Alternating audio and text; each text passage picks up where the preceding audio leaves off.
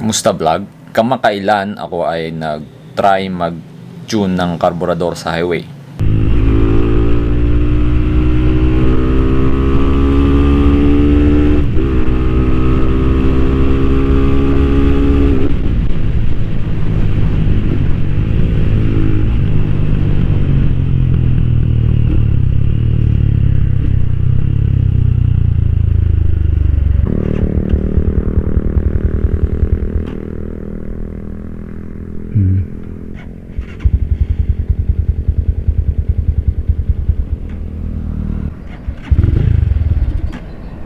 Lagot.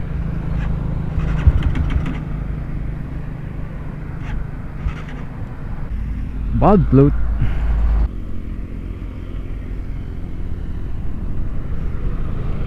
Isara natin ang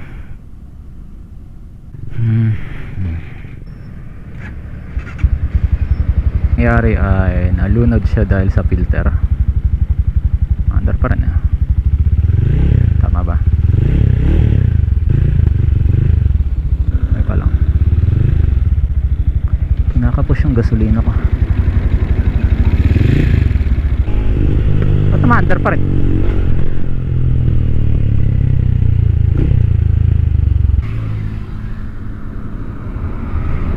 Sarado natin na matindi ang power jet. Balik. Siguro nung naalog din yung screw. So nagtataka ako kasi ilang beses ko naman tinest sa looban. Nagpo-full throttle naman ako, gumagana naman ng maayos. Tapos, bakit pagdating sa highway, biglang namatay? I mean, humihina yung hatak, paunti ng paunti hanggang sa huminto na ako sa isang tabi at akin ang chinek ang karburador. Nag-automatic nag-conclude ang aking utak. Ang sabi ng aking utak, baka kulang sa gas. Baka sumirit na yung langis. Baka Bad float. nasira na yung aking valve seal. Baka nag-valve float. Mga ganyang klaseng bagay. Baka nasobrahan sa advance. Baka wasak na ito. Hindi kaya. Okay na.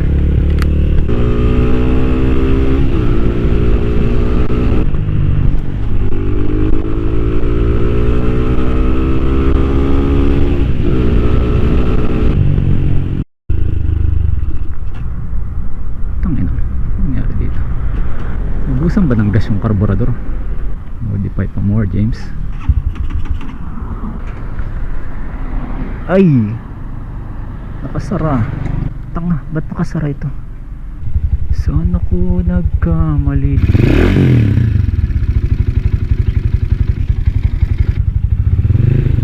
Tangin, hirap na. Tinilik ako ng classic 250 ko. May lang nangyari sa akin to. And then later on, pinihit ko yung sa gas tank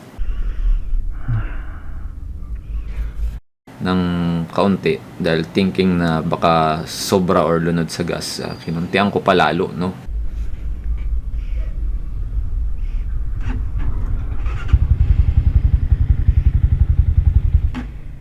Naitapat ko yung gasolina ron sa reserve. Tapos, Bakit gumagana na siya uli ngayon? Hindi ko maintindihan ito. hala, binawasan ko yung gas. Pero ang pagkakaintindi ko kasi half open lang yung ginawa ko. Ang pagkakaintindi kong ginagawa ay kinakauntihan ko yung gas. So, ayun pala, naka-reserve lang siya. So, later on ko na-realize, dahil nga since gusto ko mag-post ng videos sa YouTube at nagkanda loko-loko na yung aking footage ko, ano pinagsasabi ko, feeling expert, tapos mali-mali naman yung aking sinasabi.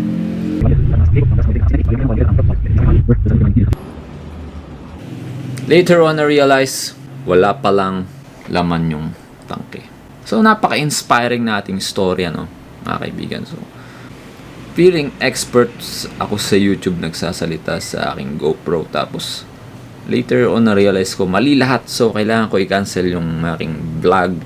Tanggalin lahat ng footage at gumawa ng mas makatotohanan ng istorya. Kaya ako nandito ngayon sa inyong mga harapan, mga kaibigan. Hanggang sa muli. Adiyo.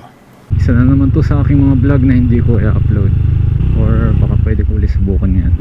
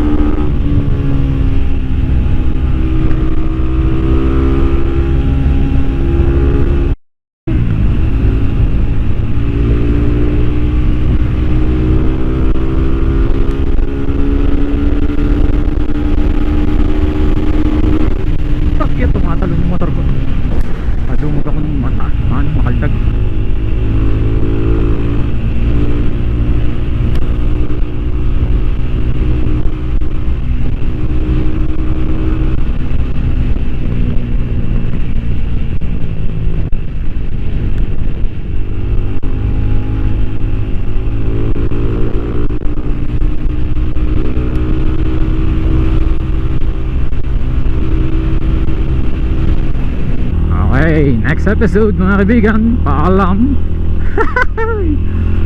Sorry.